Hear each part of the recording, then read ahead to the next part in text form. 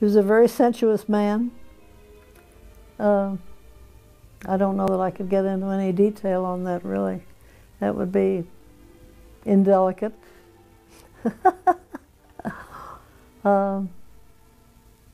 He was very taken with me. He had his cameraman photograph me in the position of the famous painting, The Age of Innocence.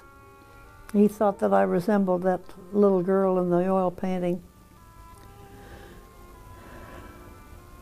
So it's anybody's question as to whether he was taken with me really when I was younger even than 16. Because he was a genius, and geniuses do and think odd things as compared to other people, so we'll never know. What was my home life like? Well, I was busy having children. I had one boy each year, and so I didn't have much social life. I was really hungry for people my own age. I was pretty much of a kid, you know, at 17. And our company was mainly people like Albert Einstein, very serious, you know. And at 17, I just thought the way he just looked like a dirty old man to me. Long hair down onto his shoulders and a dreary, dreamy look out of his eyes.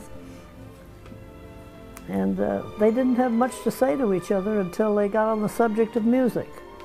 And of course, they were both very interested in music, Charlie being a multifaceted genius in that he played all string instruments and piano and organ by ear, no lessons.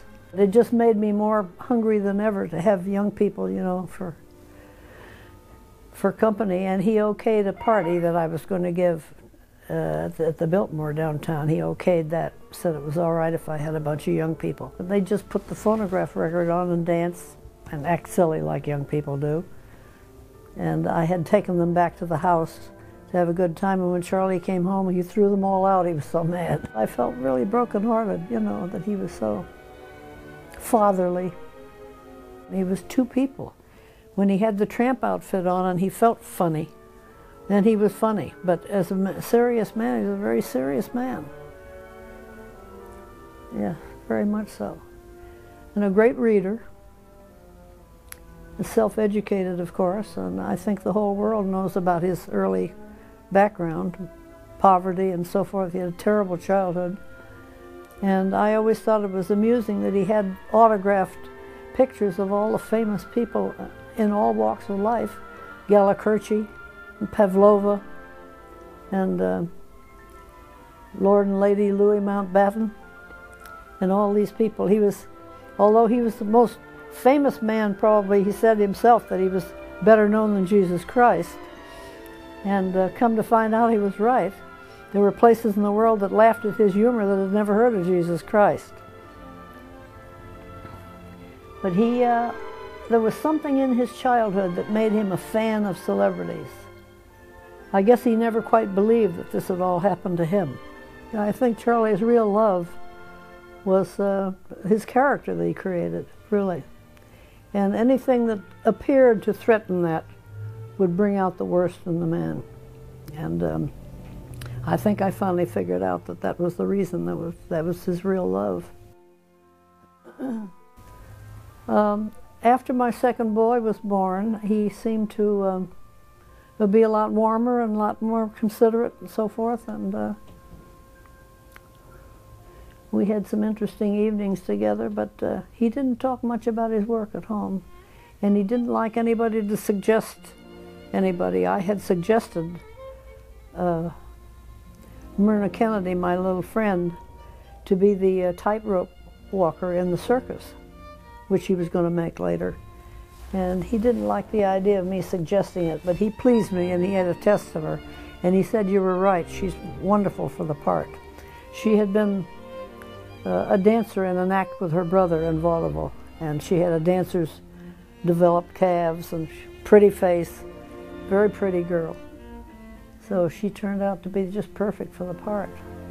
After my divorce from Charlie, which was in 1928, it was final, I went to work for Radio Keith Orpheum vaudeville circuit, and each year they picked up excuse me, they picked up my option, and I ended up working 9 years playing all the key cities of this country.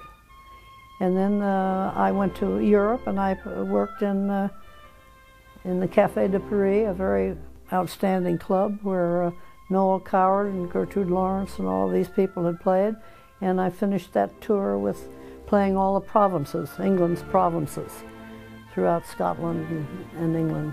I decided in 1950, this was sometime later, to become an agent. And I was an agent for a couple of years, thinking that maybe my sons would pay the overhead while I got started.